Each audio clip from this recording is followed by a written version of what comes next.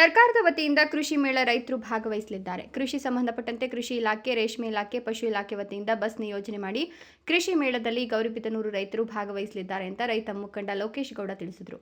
ಗೌರಿಬಿದನೂರು ತಾಲೂಕಿನ ಸರ್ಕಾರಿ ಪಶು ಆಸ್ಪತ್ರೆಯ ಆವರಣದಿಂದ ಕೃಷಿ ಮೇಳಕ್ಕೆ ಹೊರಡಲು ಬಸ್ಗಳ ವ್ಯವಸ್ಥೆಯನ್ನು ಹಾಗೂ ಉಪಹಾರ ವ್ಯವಸ್ಥೆಯನ್ನು ಮಾಡಲಾಗಿದೆ. ಕೃಷಿ, ರೇಷ್ಮೆ, ಪಶು ಇಲಾಖೆ ಕಡೆಯಿಂದ ಗೌರಿಬಿದನೂರು ತಾಲೂಕಿನಲ್ಲಿ ರೈತರಿಗೆ ಕೃಷಿ ಚಟುವಟಿಕೆ ತಂತ್ರಜ್ಞಾನ ಸಂಬಂಧಪಟ್ಟಂತೆ ಕೃಷಿ ತಂತ್ರಜ್ಞಾನ ನಿರ್ವಹಣಾ ಕೇಂದ್ರ ಜಿಕೆವಿಕೆಯಲ್ಲಿ ಗೌರಿಬಿದನೂರು ತಾಲೂಕಿನ 450ಕ್ಕೂ ಹೆಚ್ಚು ರೈತರು ಕೃಷಿ ಮೇಳದಲ್ಲಿ ಭಾಗವಹಿಸಲಿದ್ದಾರೆ.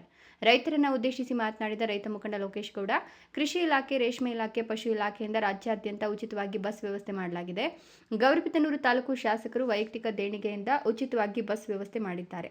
ಕೃಷಿ ಚಟುವಟಿಕೆಗಳನ್ನು ರೈತರು ಉಪಯೋಗಿಸಿಕೊಳ್ಳಬೇಕು. ತಂತ್ರಜ್ಞಾನ ಕೃಷಿ ಮಾಡುವ ವಿಧಾನ ರೈತರು ಸದುಪಯೋಗ ಮಾಡಿಸಿಕೊಳ್ಳುವಂತೆ ಹೊಸ ತಳಿ ಮತ್ತು ಬೆಳೆ ಪದ್ಧತಿ ತಿಳಿದುಕೊಂಡು ಹೊಸ ಪದ್ಧತಿಗಳನ್ನು ಕೃಷಿಯಲ್ಲಿ ತೊಡಗಿಸಿಕೊಳ್ಳಬೇಕು ಅಂತ ಹೇಳಿದರು. ಗೌರಿಬಿದನೂರು ತಾಲೂಕಿನ ಎಲ್ಲ ರೈತ ಮುಖಂಡರು, ರೇಷ್ಮೆ, ಕೃಷಿ, ಪಶು ಇಲಾಖೆಯ ಸಿಬ್ಬಂದಿ ವರ್ಗದವರು ಭಾಗವಹಿಸಿದ್ರು.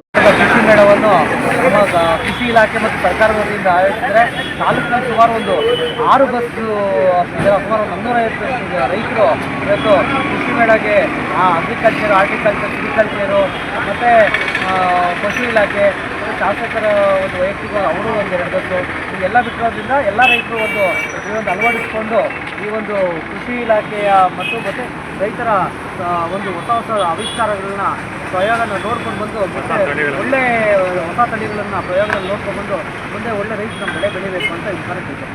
ಮಂಜುನಾಥ್, ಗೌರಿಬಿದನೂರು, ರಾಯಲ್ಸ್ ಕನ್ನಡ.